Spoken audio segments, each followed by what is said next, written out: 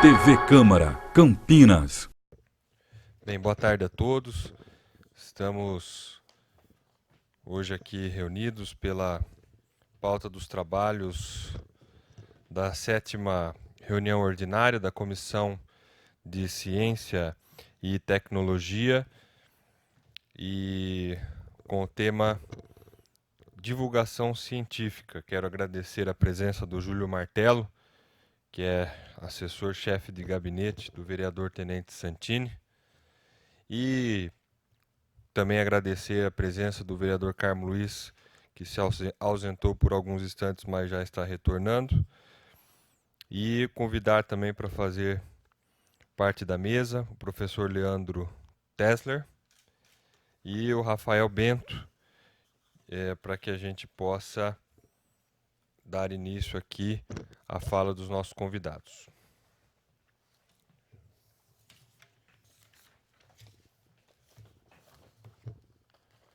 Antes de passar a fala, eu gostaria de informar que hoje nós estivemos presentes juntamente com o presidente da casa, o vereador Marcos Bernardelli, também presente a vereadora Mariana Conte e demais pessoas que participaram da visita nos laboratórios os Sírios, né, em relação ao trabalho feito através de Luz Síncrontron, também o Laboratório Nacional de Biorenováveis, também o Laboratório Nacional de Biociências e o Laboratório Nacional de Nanotecnologia. Então foi uma manhã muito proveitosa, onde nós tivemos aí a visita desses 4 super laboratórios que orgulham aí o nosso Brasil, a nossa cidade. Eu vou passar a palavra então, antes quero fazer uma brevíssima apresentação aqui dos nossos convidados. O Rafael Bento é biólogo molecular, com experiência em geração de conteúdo educacional e também há mais de 10 anos em geração de conteúdo digital de divulgação científica e educacional. E se eu tiver falando alguma coisa errada aqui, vocês me corrijam, hein? Então, ele também gerencia a rede de conteudistas de ciência, Science Blogs, fundou o Science Vlogs, ambas sendo aí as maiores redes de blogs e canais de YouTube de ciência no Brasil, atuando como articulador e estrategista do conteúdo dessas mídias e redes sociais, além de organizar eventos presenciais como o Python of Science e o Shop Consciência, dos quais eu já pude inclusive participar e dar aqui meu testemunho positivo e favorável a esse trabalho fundamental na questão da divulgação da ciência em nossa cidade e no Brasil, e também proferir palestras sobre temas de ciência e divulgação científica. Também agradecer a presença do Leandro Tesler, que é PhD pela Universidade de Tel Aviv e professor do Instituto de Física Gleb.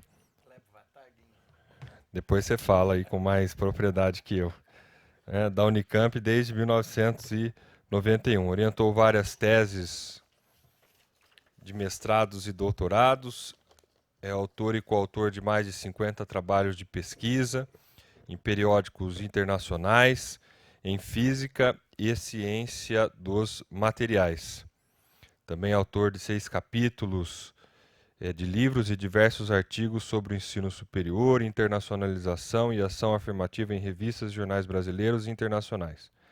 Também participou de vários eventos sobre o ensino superior como convidado ou keynote speaker. Também sou bom de inglês. Em 2001 foi agraciado com o Prêmio de Excelência Acadêmica Zeferino Vaz da Unicamp.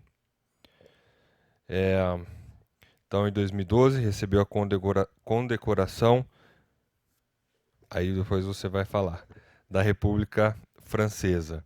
Desde 2013, é membro do QS Ranking Global Academic Advisors Group, Seus interesses atuais de pesquisa incluem internacionalização do ensino superior, sistemas de ensino superior, divulgação científica, além de semicondutores nanoestruturados dopados com elementos das terras raras.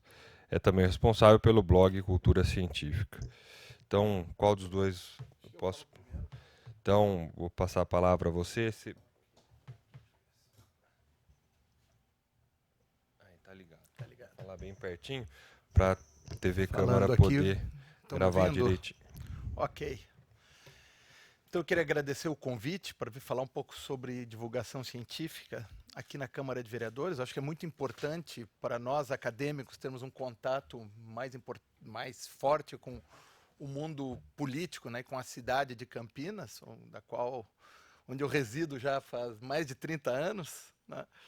E vou falar um pouco então sobre ciência e divulgação científica, né? Então, eu quero dar uma visão geral da importância da divulgação científica e como que ela pode ser feita e como que isso pode impactar a nossa cidade, né? Então, a primeira coisa que é importante é que o mundo está mudando muito rapidamente. Então, eu estou colocando figuras, físico sempre que fala tem que mostrar alguma coisa, né? Você nunca vai ver um físico falar sem uma projeção. Então, eu estou mostrando dois gráficos que são bastante relevantes, né? O primeiro é como os brasileiros se informam, né?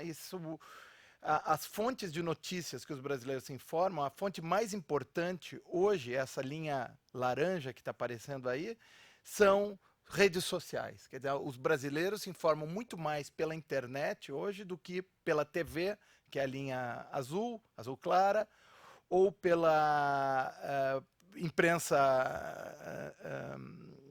impressa, né, pela imprensa clássica. E o que é mais grave, a participação da imprensa está caindo cada vez mais no Brasil. Então, nós estamos numa transição de informação através da imprensa escrita para a informação a partir de redes sociais. Isso é o caminho que a gente está tomando. E o que é mais curioso, do ano passado para esse, no gráfico da direita se vê, de 2018 para 2019, os aparelhos de celular passaram a ser o principal meio de acesso às redes sociais.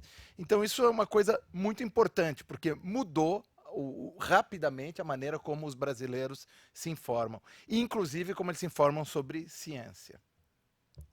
Claro que com isso veio um problema, que é a fake news, né, as notícias falsas. Então isso também, a fonte desses gráficos é o relatório que se chama Relatório das Notícias Digitais do Instituto Reuters, da agência Reuters, junto com a Universidade de Oxford, e ele mostra para diferentes países aqui a preocupação das pessoas com o que é falso na internet. E o Brasil é o primeiro que aparece. 85% dos brasileiros está preocupado com se a informação que ele recebe é verdadeira ou é falsa, o que é bastante impressionante. Quer dizer, nós passamos por um processo em que nós mudamos a nossa principal fonte de informação, mas a nossa principal fonte de informação pode ser percebida como falsa. Então, como é que os brasileiros estão se informando sobre a ciência? Como eu disse antes, a principal fonte de informação para os brasileiros são as redes sociais, e a imprensa escrita está cada vez mais diminuindo. Quer dizer, está havendo uma migração muito rápida de papel ou de palavras para vídeos, para o YouTube, né? Os vídeos hoje dominam a divulgação da ciência no Brasil.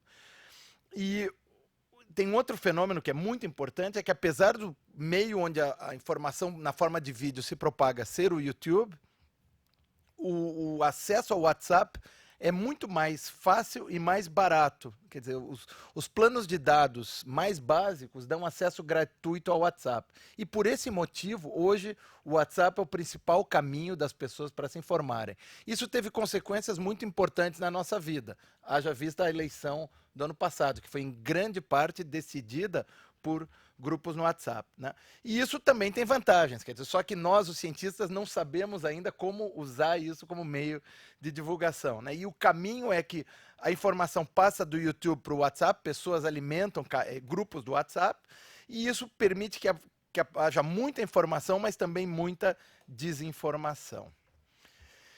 Então, do ponto de vista da ciência, né, o que é a ciência? A ciência é uma metodologia, uma invenção humana que nós inventamos para acessar a natureza, né? Então, a ciência, como a gente conhece hoje, é uma metodologia que a humanidade, em particular os cientistas, usam, né, mas que está ao alcance de todos, para entender a natureza. E isso foi uma das maiores invenções da história da humanidade, porque graças à ciência nós conseguimos desenvolver o que a gente chama de tecnologia. E nessa sala nós estamos cercados de tecnologia. Um microfone, um computador, a gente entende como a iluminação que a gente recebe, o próprio prédio que foi construído, quer dizer, tudo isso tem base no conhecimento da natureza que a gente obtém a partir da ciência. Hoje a gente vive melhor e a gente vive mais por causa da tecnologia que se desenvolveu a partir da ciência, né? A ciência é a base da tecnologia que a gente usa hoje em dia.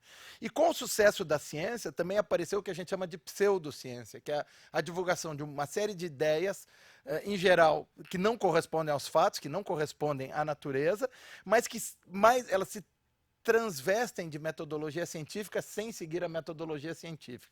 Isso aí a gente encontra por aí várias expressões de pseudociência, né? Eu não quero citar uma em particular aqui, mas tem várias coisas na nossa vida, a gente se depara com coisas que mostram que tem base científica, uma que é fácil da gente ver, são cosméticos, né? Cosmético retarda o envelhecimento, tem, né, faz um monte de coisa, faz a gente ficar mais com o cabelo mais bonito, essas coisas, e não tem nenhuma prova científica disso. Quer dizer, você faz com que as pessoas pensem que tem ciência ali por trás, quando não tem. E uma outra manifestação contemporânea muito importante, que tem afetado as nossas vidas, é o que a gente chama de anticiência, que é diferente da pseudociência. A anticiência significa negar a validade da ciência. Então, esses movimentos contra a vacina que vem acontecendo são anti-ciência, quer dizer, ele não confia na ciência. O movimento que é importante no Brasil, 8% dos brasileiros acreditam que a Terra é plana, então o movimento do terraplanismo é um movimento de anti-ciência. A gente não aceita a ciência como uma maneira para determinar o formato do lugar onde a gente vive. E aí entra a importância da divulgação científica, né? A ciência, durante muitas décadas, era um assunto só dos cientistas, e hoje em dia a gente não consegue imaginar cidadania sem que as pessoas saibam um mínimo de ciência. E o esforço para a divulgação científica nasce a partir disso. Já faz muitos anos, muitas décadas, nos países do primeiro mundo, ficou claro que é preciso popularizar a ciência como uma forma de entender o mundo. E isso chegou no Brasil nas últimas décadas também. Então é muito importante que a população toda esteja capacitada para entender ideias científicas, para entender como é que a ciência funciona e como é que a gente sabe o que a gente sabe. É muito mais importante hoje a gente saber como que a gente aprende as coisas do que a gente saber as coisas, porque se a gente conhece o processo, qualquer novidade que apareça, a gente pode ficar a par, né? E dentro desse caminho é muito importante se reconhecer a importância da ciência no nosso dia a dia. A gente normalmente não se dá conta de quanta ciência tem em volta de nós, né? E aí eu chego na cidadania, né? Hoje, cidadania moderna é tomar decisões baseado em fatos, não a partir do que a gente acredita, do que a gente acha, mas de como a realidade é. Porque a nossa intuição nos engana muito, e é por isso que nós inventamos a ciência. Nós inventamos a ciência para ir um pouco além do que os nossos olhos, que os nossos sentidos conseguem ver. Vocês estiveram hoje no LNLS, no síncrotron, é uma máquina enorme que permite que a gente veja como é que as coisas são numa escala muito pequenininha, que os nossos olhos não têm acesso. Um microscópio faz isso, né? Então, como os cientistas sabem que a intuição pode enganar, eles desenvolveram metodologias para realmente entender como a natureza funciona, né? E isso faz com que o mundo seja melhor e seja mais próspero. Hoje a gente vive mais, a gente vive melhor, a gente come mais do que os nossos ancestrais, justamente porque nós desenvolvemos a ciência. E é muito importante fazer com que as pessoas entendam como uma parte da vida política delas, da vida cidadã delas, o conhecimento da ciência. Mas a pergunta que eu sempre faço é: será que nós, os cientistas, estamos fazendo tudo o que é possível para a divulgação da ciência? E hoje, como foi dito, né, o principal caminho para a informação é a internet. Quando as pessoas têm dúvidas sobre um assunto científico, que a primeira coisa que elas fazem é buscar a resposta na internet. O problema é que na internet não tem filtro. Isso é bom e isso é ruim. Quer dizer, o fato de não ter filtro significa que qualquer um de nós é uma instituição muito democrática. Qualquer um de nós pode colocar nossas ideias na internet. Só que isso faz com que aumente muito a chance de nós encontrarmos informação ou equivocada, ou falsa, ou os dois. Quer dizer que além de equivocada, ela é falsa. Ela é feita sem que a pessoa que colocou essa informação entenda essa informação, né? E hoje, talvez a maior parte dos canais do YouTube que abordam temas científicos são feitos por não cientistas, muitas vezes mal intencionados. É por isso que se desenvolveu toda uma rede de anticiência e de pseudociência dentro do YouTube. E é muito curioso porque as pessoas que criam esses canais no YouTube, elas têm diferentes crenças não científicas ou anticientíficas e elas têm correlação. Quer dizer, eles acreditam em diferentes aspectos anticientíficos que têm só em comum o fato de serem contra a ciência, negarem o método científico, né? E essa desinformação que acontece para as pessoas, ela pode ser inofensiva, quer dizer, não faz muita diferença para mim se a Terra é plana ou é redonda no meu dia a dia, né? Mas ela pode ter casos, pode levar a consequências muito graves. A gente pode morrer por causa disso. Houve muita campanha contra a vacinação aqui no Brasil. Nós tivemos um surto de sarampo aqui no estado de São Paulo e tinha no YouTube gente dizendo que a gente não deve se vacinar porque a vacina pode causar autismo, porque a vacina isso ou a vacina aquilo, né? Então, as consequências dessa anticiência e dessa pseudociência podem ser muito graves. Então, é muito importante para as pessoas se informarem. O que a gente pode fazer para aumentar as chances das pessoas receberem informação cientificamente correta pela internet. E já está mostrado que só tem dois caminhos. Um deles é controlar a internet. Você põe uma informação falsa, eu vou lá e censuro a tua informação, não permito. Isso, além de ser impossível na prática, seria inócuo, porque o meio internet é um meio tão rápido que entre o tempo de você colocar uma informação falsa, ou eu colocar uma informação falsa, e alguma autoridade recolher essa informação falsa, muita gente já acessou isso. Então, não é possível isso. E a outra possibilidade é prover as pessoas com um ferramental para se dar conta de que ideias estranhas são estranhas e que não devem ser seguidas ou difundidas, né? E isso só tem um caminho, e eu acho que isso é muito importante falar para os vereadores, para os colegas aqui da Câmara, que é uma educação para a ciência. Quer dizer, é muito importante levar em consideração, é muito importante valorizar, e é muito importante ter certeza que a educação que está sendo dada na nossa cidade seja uma educação voltada para a ciência. Eu não estou falando de apresentar a ciência como uma coisa que só os cientistas conseguem fazer, mas a ciência como uma coisa que está ao alcance de todos, com atividades experimentais, com atividades intelectuais prazerosas para as pessoas e, mais do que isso, que empoderem as pessoas para uma cidadania plena, né? É muito importante que na educação a gente entenda conceitos científicos, método científico, pensamento crítico, e só assim a gente pode chegar a um exercício pleno da cidadania. Eu acho que era isso que eu queria contar sobre divulgação, e o Rafael retoma a partir daqui. Obrigado.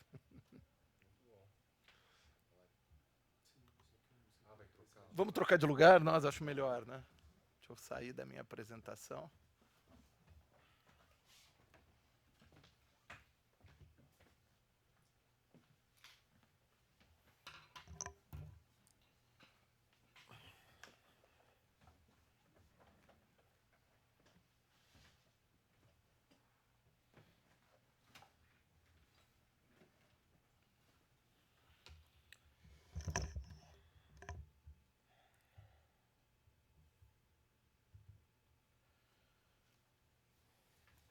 Bom, aproveito então, enquanto carrego aqui, para eu agradecer o vereador Vinícius Gratti pelo convite.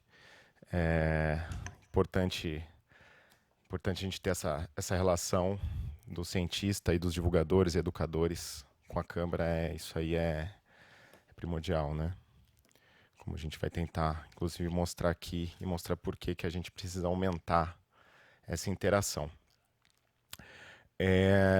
Bom, vamos direto. Ainda eu vou trazer mais um pouco, talvez exemplificar um pouco mais, ou dar alguns exemplos, ou de por que a população e os tomadores de decisão também precisam conhecer minimamente alguns conceitos científicos. Como já foi dito pelo Leandro, para você ser um cidadão hoje em dia, num mundo que é dominado pela ciência e depende totalmente dela, e a gente não tem dúvida disso, um cidadão que não tem a menor noção do que é ciência, ele está fora das tomadas de decisão e enfim, ele acaba sendo um cidadão que está meio que vivendo à parte, como vocês vão ver aqui, ele tá sujeito, inclusive, a danos, inclusive de saúde.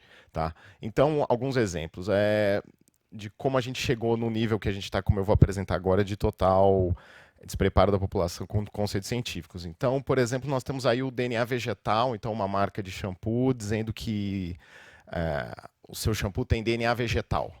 Eu não conheço nenhum produto que não tenha DNA vegetal se ele for extraído de plantas. Quer dizer, ninguém extrai o DNA para poder fazer um produto. Mesmo que isso fosse um diferencial, o DNA no cabelo não faz a menor diferença. Você ingerir DNA não faz a menor diferença. Quer dizer, o DNA ele não está lá para nada. Tudo bem. Isso mostra que, por um lado, bom, que as pessoas, se está numa campanha de marketing, as pessoas acham que DNA é uma coisa científica e isso vende. Quer dizer, se o marketing está indicando isso, pode ser uma coisa boa, mas por um caminho meio ruim. Então a gente fica, nós como cientistas e poder público, a gente fala, mas tudo bem, não está fazendo mal também, vamos deixando, tá? Aí um outro exemplo um pouco mais, a gente vai subindo um pouco na escala de periculosidade, digamos assim, nós temos as águas detox, muito famoso, né? Qualquer produto detox, mas detox do quê? Qual é a toxina? Como funciona? Quer dizer, o que ela está fazendo que o nosso fígado já não faz, que é a desintoxicação, digamos assim. Então, não existe nada ligado a isso, realmente. Não existe um embasamento dentro disso. Mas é uma aguinha com saborizada, né? Quer dizer, algo que mal também não vai fazer. Então, bom, deixa passar, né? Vamos deixar passar. Aí a gente chega em uma outra questão mais polêmica. Homeopatia. Bom, homeopatia, cientificamente, ela não é provada como tendo um efeito maior do que efeito placebo. Isso está provado, a gente não consegue, quer dizer, ninguém consegue provar que isso é algo além do placebo. Em alguns momentos isso é interessante, pode ser bom, quer dizer, se ele está gerando um efeito placebo, eventualmente isso é melhor do que nada, só que dependendo para que ela for indicada, ela pode ser perigosa. Não sendo esse o caso, a gente deixa, é uma briga um pouco grande, tem muita gente envolvida, mas daí ela começa a ser uma terapia que começa a ser oferecida pelo SUS, paga com dinheiro público. Isso começa a virar uma questão um pouco mais importante, porque se eu não acredito na ação dela, ou se a gente sabe que ela não tem uma ação muito efetiva ou além do placebo, e a gente está gastando dinheiro público com isso for uma questão um pouco mais importante. Ainda assim, homeopatia, usada com cautela, digamos assim, não vai fazer muito mal. Bom, isso a gente pode ver, mas aí a gente começa a chegar em alguns pontos que a gente não tem muito como voltar atrás. Quer dizer, os movimentos anti-vacina que têm surgido, inclusive eu não sei se isso chega a ser uma questão de anticiência ou pseudociência mesmo, porque eles meio que se baseiam em alguns artigos científicos fake ou mal feitos. Então, assim, eles ainda estão tomando... Esse movimento ainda... Ele nasceu do artigo muito mal feito, que já foi retratado, que dizia que associava a vacinação ao autismo. Isso não existe, mas gerou esse movimento, que nos Estados Unidos, principalmente, trouxe o sarampo de volta. O sarampo no Brasil ter voltado não está totalmente ligado a esse movimento antivacina, que não é tão forte no Brasil, mas também tem colaboração disso. Aí a gente começa a atingir um ponto em que realmente a falta de conhecimento mínimo em ciência pode ser muito perigoso. Porque eu, apesar de acreditar em ciência, ao contrário da homeopatia, e eu não estar tratando com homeopatia e o meu vizinho estar tratando, isso não é um problema. Se o meu vizinho não está vacinando contra sarampo, o meu filho, que ainda não está em idade de vacinação, por exemplo, ele está em risco. Então, assim, é uma questão social ampla. E aí um outro exemplo, que é o caso mais vergonhoso da ciência mundial, quiçá, é um caso que aconteceu aqui no Brasil, que é o da fosfetanolamina. A famosa droga da USP anticâncer, que estava sendo produzida por um laboratório que não era certificado para poder produzir para a população, sendo receitado sem receita médica, sem conhecimento de ninguém, com conhecimento de pares da universidade, que fizeram alguma vista grossa. Algumas demandas ao poder público foram atendidas, apesar dos avisos das agências reguladoras e dos cientistas falando que isso não era possível de ser usado ou entregue à população. Apesar disso tudo, a pressão social fez com que, por um período de tempo, isso fosse disponibilizado, ou obrigassem a USP a disponibilizar isso para pessoas com tratamento de câncer, e tem se mostrado que isso não tem nenhum embasamento.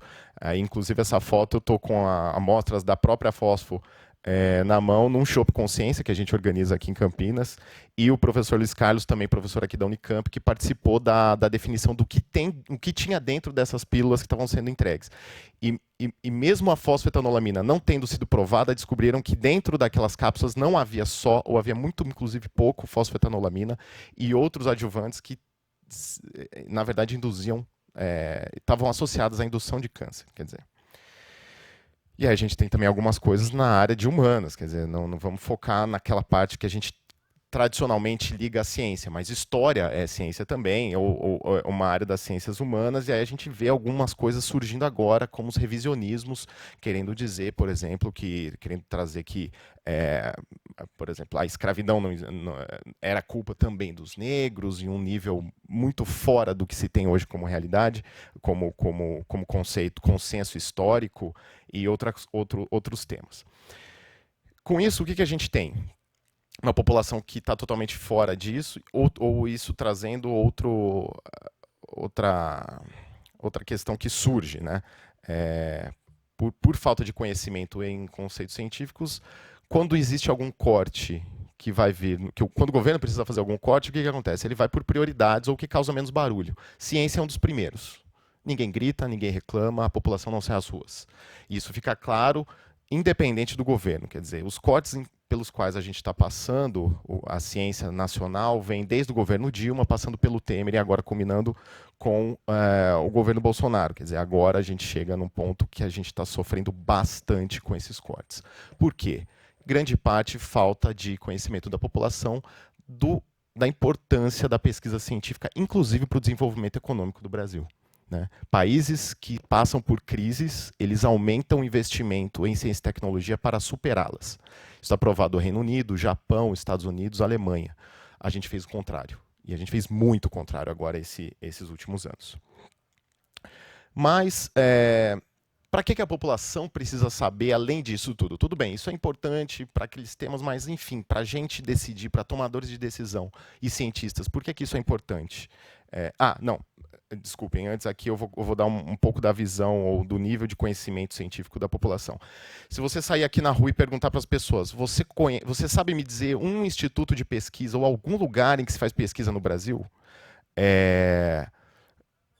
87% das pessoas não vão saber o nome de nenhuma instituição que faz pesquisa no Brasil. Todas elas conhecem a USP, a Unicamp ou a Unesp. Nenhuma delas sabe que se faz pesquisa dentro dessas universidades. Isso é muito estranho. Nomeie um cientista brasileiro, vivo ou morto. 97% das pessoas, 93% das pessoas não se lembra de nenhum. O oitavo mais citado dos 7% ali que lembraram, o oitavo mais citado foi Albert Einstein. Esse ano, a pesquisa que saiu esse ano, os números são basicamente os mesmos, mas o mais lembrado foi o Marcos Pontes, nosso atual ministro astronauta. Mas que diferença que o público faz? Aqui um exemplo. Na tomada de decisão, pensando em tomada de decisão, em políticas públicas e tudo mais, né? Liberação de uso de células-tronco para pesquisa. Eu não sei se vocês lembram, há um tempo atrás, existiu essa questão no Brasil, e os cientistas perceberam, nossa, realmente, a gente precisava ter ensinado os ministros do STF sobre biologia molecular e celular, porque eles não entendem nada disso. Eles são completamente leigos nesses assuntos. Mas eles vão decidir se a minha pesquisa vai poder continuar ou não. Isso foi um baque na comunidade científica, e eles perceberam, opa, precisamos agir. Um outro caso, invasão do Instituto Royal, um instituto que usava animais para experimentação. Um instituto completamente dentro das normas de ética de uso animal em pesquisa. Foi invadido por pessoas, liberaram esses animais, inclusive sem responsabilidade nenhuma, jogaram eles na rua, alguns deles e tudo mais, foi um caos. E o próprio caso da fosfetanolamina, como já foi exemplificado. Também trazendo para uma outra área, hoje em dia, uma área mais ligada a humanas e sociais, a coleta de dados e a expansão de fake news, inclusive com temas ligados à ciência e tecnologia, quer dizer, coisas ligadas a aborto ou temas mais polêmicos, que muitas vezes se transvestem de ciência, mas são feitos, na verdade, só para confundir as pessoas, né? Então, isso é outra coisa importante para a gente ter em mente. Como já foi dito, então essa é a importância da população ter consciência e do cientista se preocupar, e do tomador de decisões também se preocupar em a população ter esse conhecimento científico. E completando um pouco o que o Tesler já falou anteriormente, quer dizer, como que as pessoas então estão entrando em contato com a ciência no mundo e no Brasil. E aí o que vem agora é YouTube, tá? Eu vou focar em YouTube porque ainda é a grande mídia agora que está mais crescendo e que está sendo mais usada, principalmente entre jovens, 15 e 25 anos. Prioritariamente eles se informam pelo YouTube e algumas outras redes sociais, como Instagram, Facebook, um pouco menos, mas enfim. O que eu vou trazer para vocês? Alguns números do tamanho da complexidade e dessa mídia, né? Então, esses números são antigos porque o YouTube parou de mostrar para a gente os números deles. Então, esses números são de 2016 ou 2017, se eu não me engano. Então, os números atualmente provavelmente são outros, mas dá para a gente ter uma ideia do tamanho. Quer dizer, então são 1 bilhão de horas... 1 bilhão de horas assistidas no mundo por dia, né? São sobem, né? Sobem para a nuvem, né? Para o YouTube, 400 horas de vídeo por minuto. Então, a cada minuto, 400 horas de vídeo surgem de novo né, novos lá no YouTube. Quer dizer, se você for assistir os uploads de um dia, você vai levar 65 anos para ver tudo isso. Quer dizer, é uma quantidade brutal de conteúdo. Perdão, esses dados são até de 2013, quer dizer, ou seja, agora isso deve ser muito maior, mas em 2013 já havia 1 bilhão de usuários por mês no YouTube. E qual é a grande questão do YouTube, né? Como que se faz a gestão desse conteúdo todo? Pessoas não conseguem fazer isso, obviamente. Então eles têm que lançar mão de algoritmos e análises de dados, tá? E isso é algo que o YouTube, que é a maior plataforma que nós temos de conhecimento e informação do mundo, ele é comandado por um algoritmo que ninguém sabe como funciona. Nem mesmo as pessoas do YouTube, porque eles utilizam muitas vezes algoritmos de inteligência artificial que nem mesmo eles sabem exatamente no detalhe como esse algoritmo está funcionando. E é isso que está informando e trazendo informação para basicamente todo o mundo. Focando, por exemplo, entre jovens de 14 e 17 anos, as 20 personalidades mais influentes do Brasil. Também isso... há uns 16 anos atrás, como eu disse, eles pararam de mostrar esses dados para a gente. Se você for olhar ali na lista, tem 20, né? Metade são globais. TV Globo. A outra metade já são youtubers. Então veja, a gente que não é mais dessa geração, a gente entende o poder da Globo. Para esses jovens, a Globo é tão influente quanto o YouTube, né? Acho que tirando um aí que é do SBT, o resto, ou da Band, se eu não me engano, todos eles são ou Globo, e é exatamente metade. Metade TV aberta, metade YouTube. Então esse é o poder que essa plataforma tem, né? E aí a gente começa a pensar, bom, essa plataforma, ela é tão poderosa e ela é o que está fazendo as pessoas se informarem e se educarem muitas vezes, e o quanto que a gente tem de controle ou conhecimento sobre ela.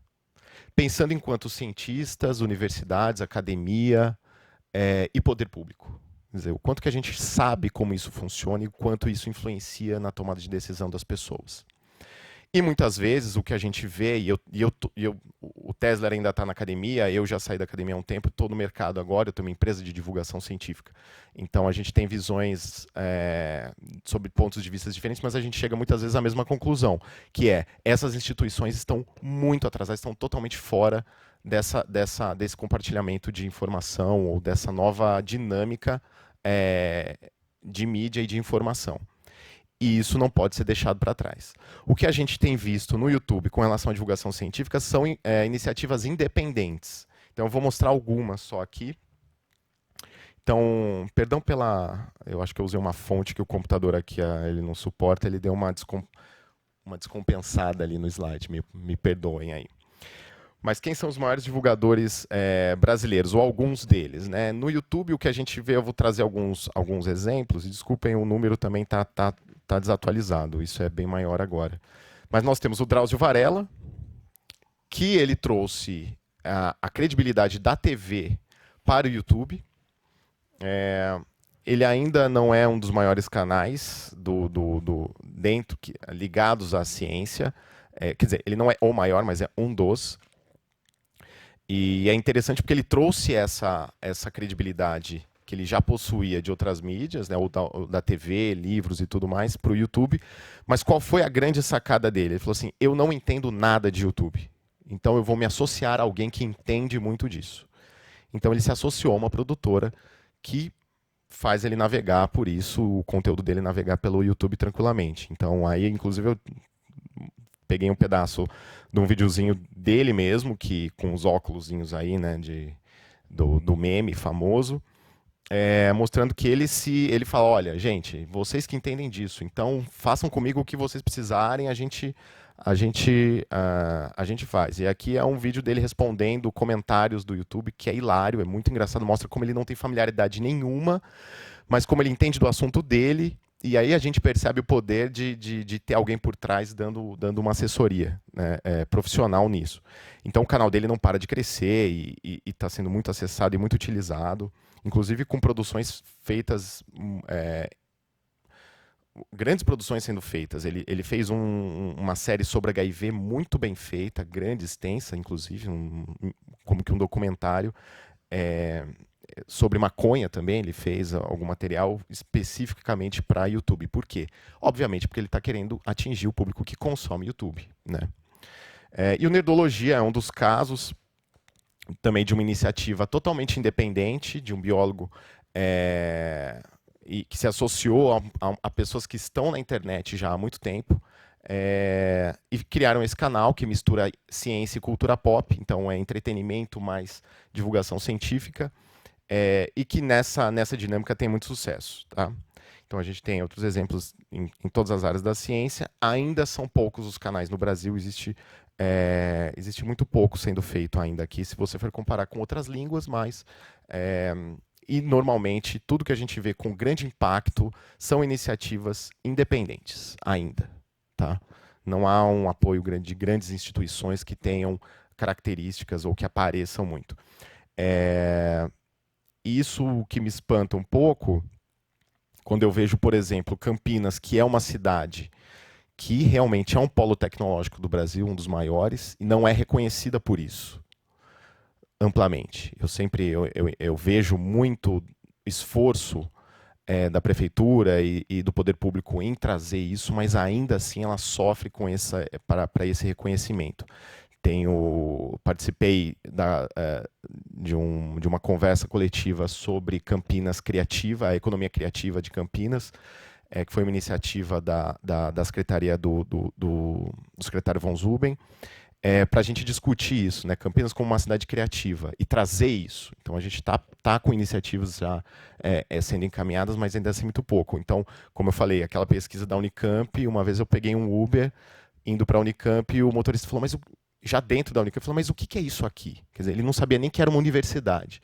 Ele não sabia nem do hospital. Quer dizer, normalmente o pessoal fala, a Unicamp é o hospital para a população, né? Quando você pergunta aqui para pessoas da Unicamp que são um pouco mais ligadas à imagem da ciência perante a população, a pessoa fala, não, a Unicamp para a população é o hospital. Para alguns deles, nem isso, né? Então é um pouco preocupante.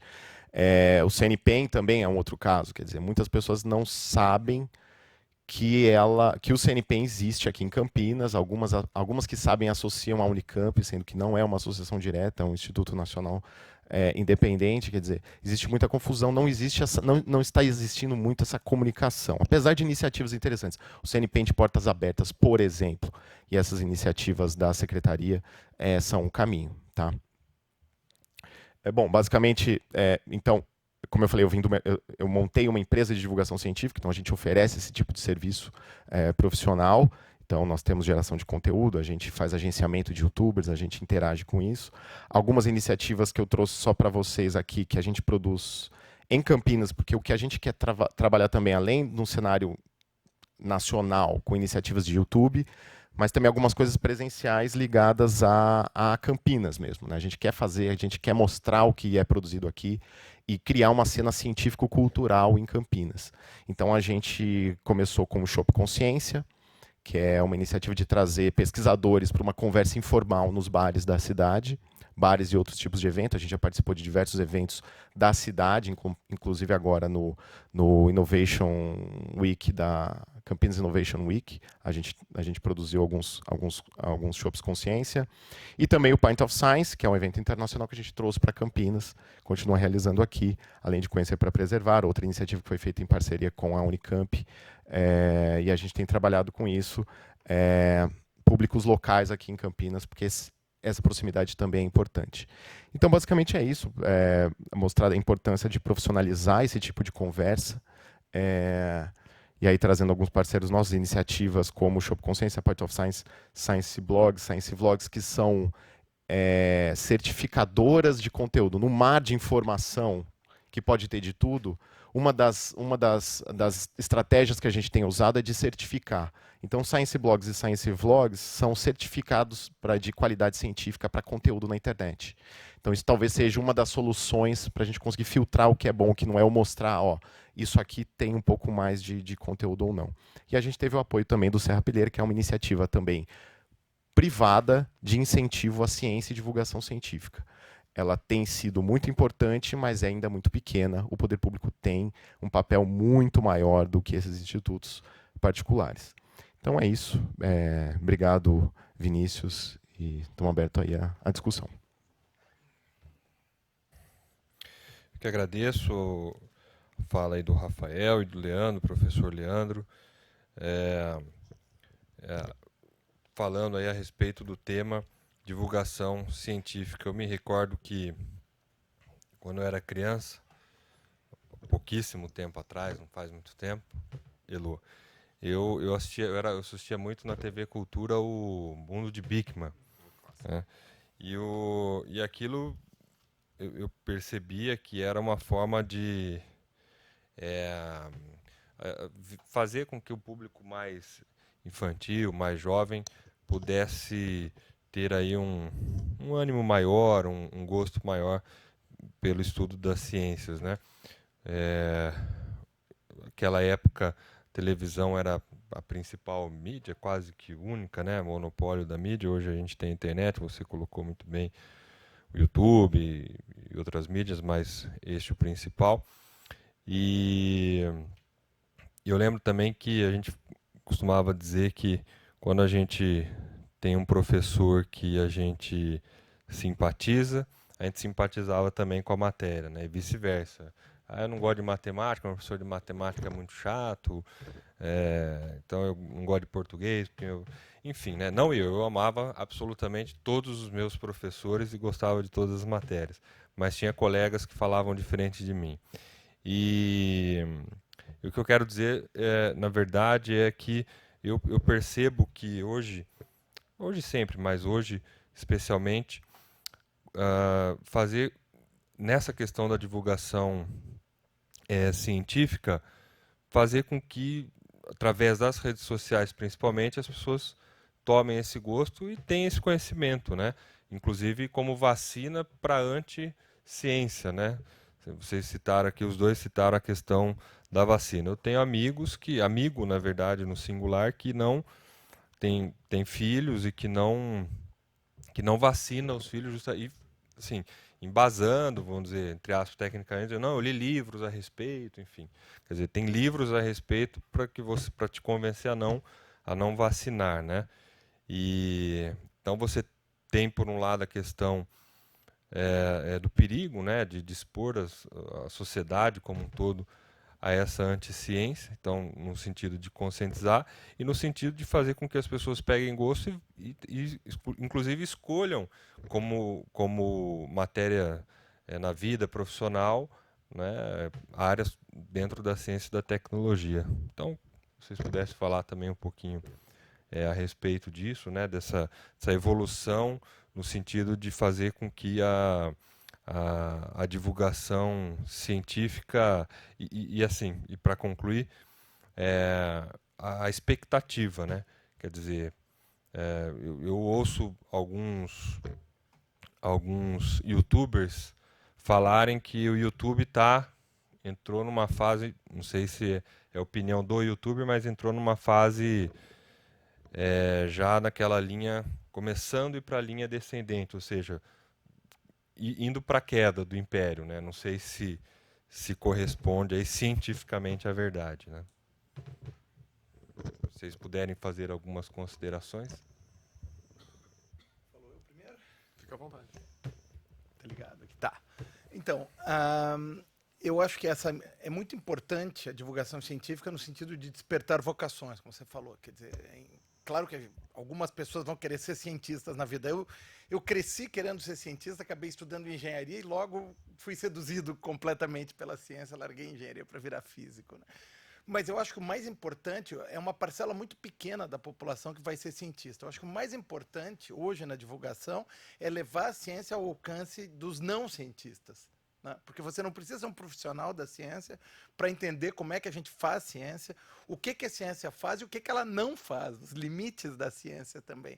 E para isso é muito importante que a gente tenha meios de informação. Então, acho que o Rafael tocou nesse ponto, eu não quis tocar muito forte, até porque eu venho de uma universidade, mas eu acho que nós, instituições de ensino superior, instituições acadêmicas, não estamos sabendo reagir à desinformação na internet. Eu acho que nós estamos sendo muito tímidos ainda e não estamos encontrando nem a linguagem para tocar o coração das pessoas. A gente faz isso com emoção, né? A gente precisa que as pessoas sejam tocadas, por isso que percebam que essa visão de mundo pela ciência permite que a gente tenha uma vida melhor. E eu acho que é uma questão moral até, quer dizer, não é, você pode ter qualquer crença, mas você não pode ir contra os fatos, né? Então, terra plana, eu acho que até porque ele é meio caricato, é muito bom nisso aí, né? Porque vou dormir achando que a Terra é plana, acordo achando que a Terra é plana, tudo bem. Mas eu não vou conseguir fazer uma viagem usando o GPS se alguém não souber que a Terra não é plana para poder modelar isso, entende? Quer dizer, e é muito ruim quando essas correntes são a única resposta, ou a resposta principal que a gente encontra, né? E aí, claro, o YouTube é uma plataforma privada, o YouTube tem dono, não é um serviço público assim para educar as pessoas. E o objetivo do YouTube é que você fique o maior tempo possível assistindo vídeos no YouTube para ser exposto a mais propaganda, que é assim que ele se financia, né? Então eu espero que o YouTube esteja começando a descendente. Não é ainda muito claro isso. Ele continua sendo a plataforma mais usada no mundo, né? Mas eu acho que o que é muito importante é ter iniciativas de educação além da sala de aula. Quer dizer, que a educação para a ciência tem que ir muito além da sala de aula. A gente tem que ter respostas onde as pessoas procuram a resposta. E hoje isso é a internet.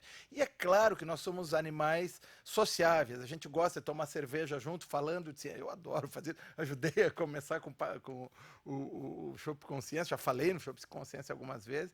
Mas, quer dizer, eu acho que o alcance tem que ser muito maior. É preciso que a gente tenha iniciativas bem feitas e ao alcance da população para que as pessoas consigam ter contato com a ciência. E o que é muito ruim aqui no Brasil também é que muito essa ciência contemplativa, né?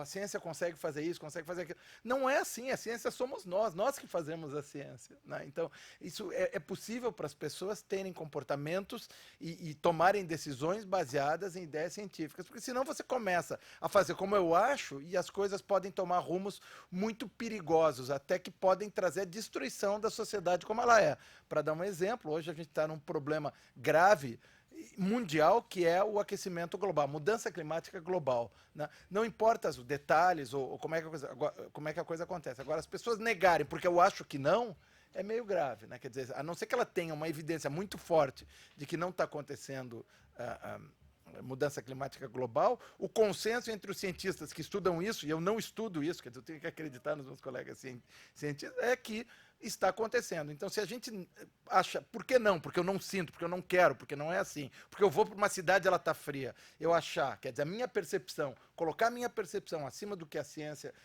desenvolveu ao longo de séculos, pode ter consequências muito graves. Se estiver mesmo acontecendo aquecimento global e a gente não tomar atitudes fortes, nós vamos, a nossa espécie vai desaparecer. A Terra vai continuar existindo, mas nós, gente, vamos desaparecer no médio e longo prazo. Então, são coisas banais, assim, pode não ser tão banal, mas são coisas importantes para que a gente, ao tomar decisões, pelo menos tome decisões informadas. Só especificamente sobre YouTube, e talvez uma queda, a gente não saberia dizer, como eu disse, eles não disponibilizam esses números. E aí que tá, é uma empresa particular, privada, e como eu disse, nem eles mesmos entendem exatamente como o algoritmo deles funciona. E a gente não tem acesso a esses dados, e é a plataforma que mais influencia hoje em dia a informação. Eu acho difícil porque, tecnicamente, o YouTube, apesar de ser esse monstro que ele é, gigante, eu não estou falando nem monstro pejorativamente, mas pelo tamanho dele, pela quantidade de informação e de anúncios que ele gera, ele ainda não se paga, até onde se sabe. Então, assim, porque a infraestrutura para manter vídeo, que é algo muito pesado, disponível da forma como ele permite e de graça, é muito difícil. Então, para aparecer um concorrente nesse nível é difícil. O que acontece o pessoal tem conseguido compactar vídeo em formatos inacreditáveis para poder passar pelo WhatsApp.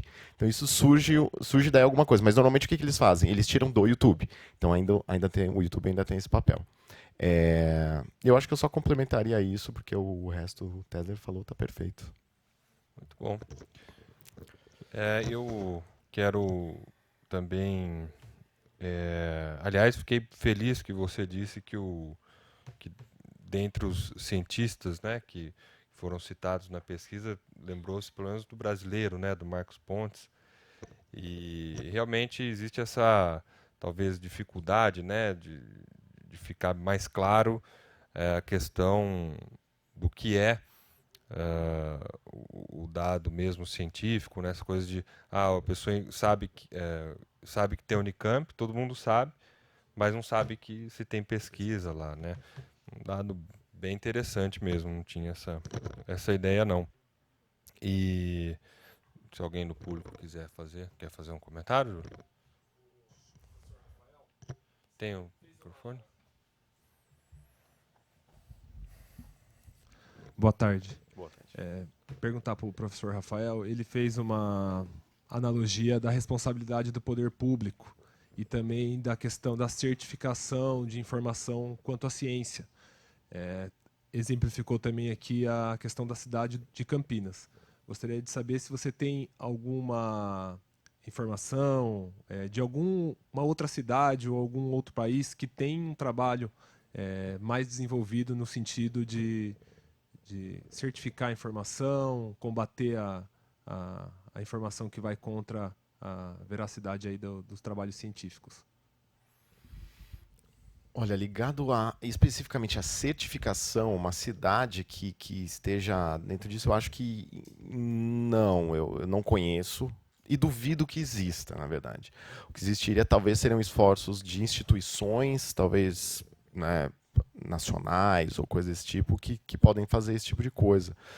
Institutos nacionais, por exemplo, ou coisas nesse sentido, com alguma coisa. Não tenho conhecimento.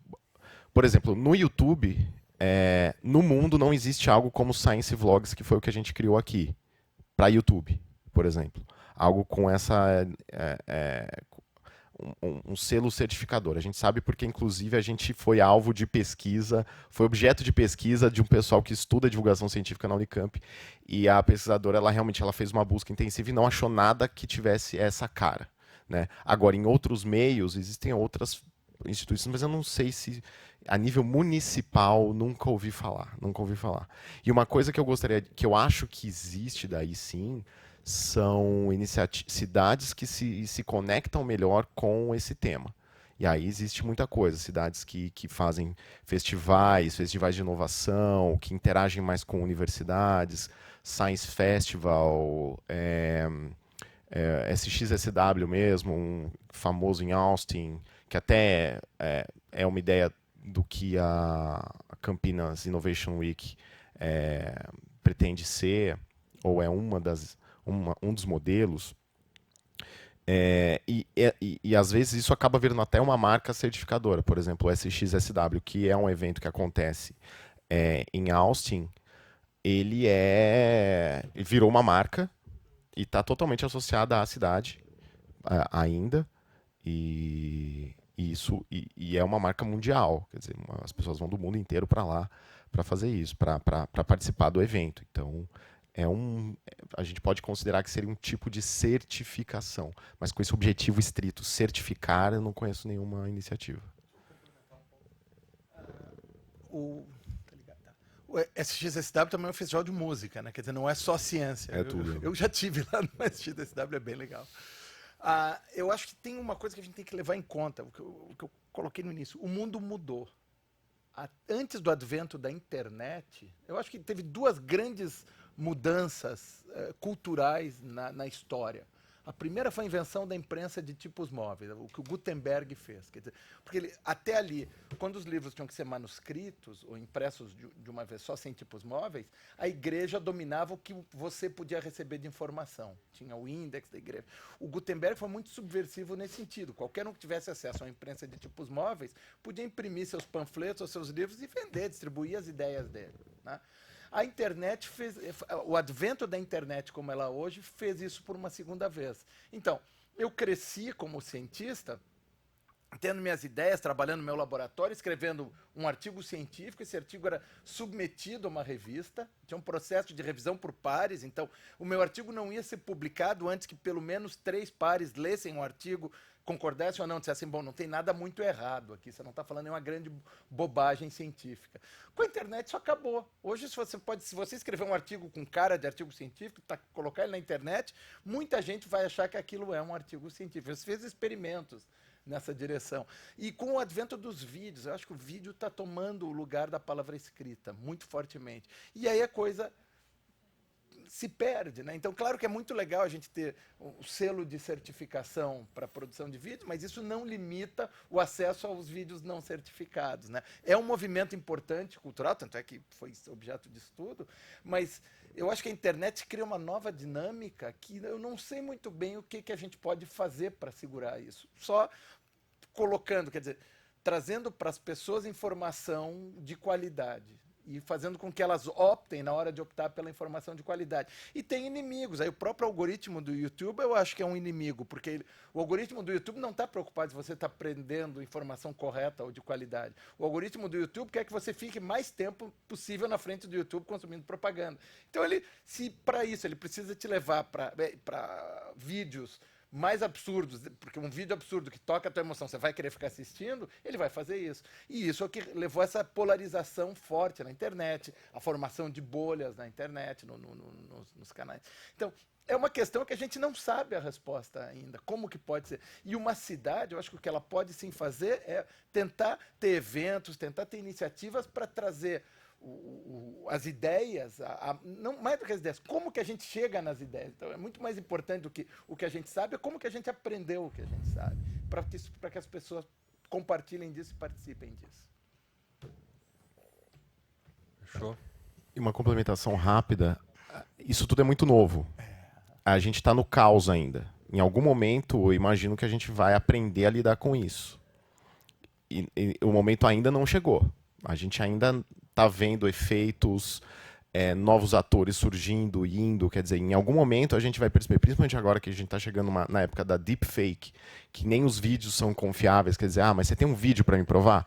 Hoje em dia nem isso mais é prova, porque você pode construir algo relativamente fácil agora. Então, as pessoas não vão poder, eu imagino que a sociedade não consegue lidar com esse nível de incerteza. É impossível, não é sustentável. A gente vai ser obrigado a achar algum mecanismo que permita que a gente tenha informações minimamente confiáveis ou algum sistema. Porque eu acho que o nível pelo que parece, o nível de incerteza que a gente tem agora, ele não é sustentável.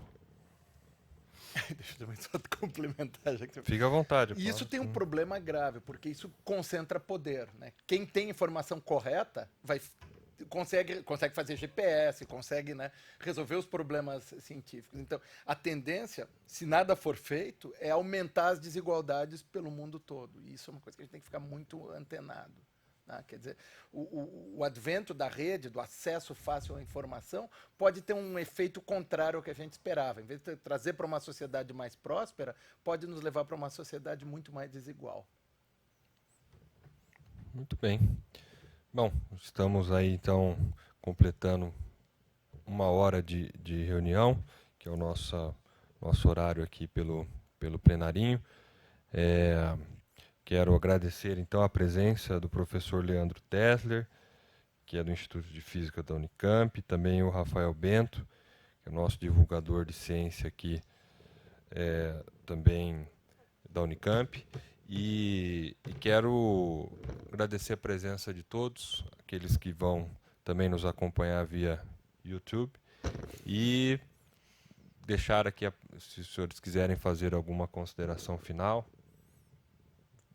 deixo em aberto aqui a palavra. Só gostaria de agradecer a oportunidade de estar falando sobre esse assunto, que é um assunto que vem me preocupando cada vez mais, como cientista e como cidadão. Muito bem. Eu só dizer que oficialmente eu não sou da Unicamp, só para corrigir e evitar confusões, mas... E agradecer também não só a você, Vinícius, e ao Paulo também, que nos ajudou, mas a Clarissa também, que fez essa conexão, mas pelo papel dela como uma cidadã muito engajada. Eu acho que isso faz muita diferença. A gente precisa de mais gente assim, e ter essa conexão maior com o poder público, com vocês. Essa conversa é muito importante. Obrigado. Muito obrigado também, Rafael, Leandro, bem lembrado aqui a Clarissa, que também já esteve aqui em outras oportunidades na nossa Comissão de Ciência e Tecnologia. Também agradecer aqui o Dr. Antônio José Roque da Silva, que nos recebeu hoje. Ele é diretor-geral lá do Centro Nacional de Pesquisa em Energia e Materiais, né, o CEPEM, que fala, né? CNPEM, né? E também ele é diretor do projeto Sirius. Então foi uma visita muito rica que nós fizemos nos 4 super laboratórios, rica também em informações. Agradecer mais uma vez então aqui a presença de todos, desejar uma boa tarde e muito obrigado a todos. Declaro encerrada a reunião da nossa Comissão Permanente de Ciência e Tecnologia da Casa. Muito obrigado.